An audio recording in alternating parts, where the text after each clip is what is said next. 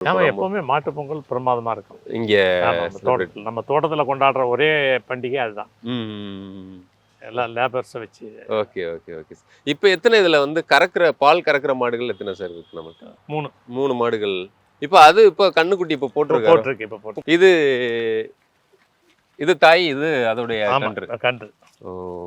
இது பேரெல்லாம் எதுவும் வச்சு அழைக்கிறது உண்டா சார் நீங்க நமக்கு? எல்லாத்துக்கும் இதுக்கு என்ன பேர் வச்சிருக்கீங்க? லட்சுமி. லட்சுமிக்கு இது வந்து இதுவும் பெண்ணு. இதுவும் பெண் கன்றா? அது பெண்ணுன்னு சொல்லக்கூடாது, கெடாரி. கிடாரி. அதாவது காளை கெடாரி. கிடாரி. ஓகே. இதுக்கு பேரு லட்சுமி. அதுக்கு பேரு சீதா.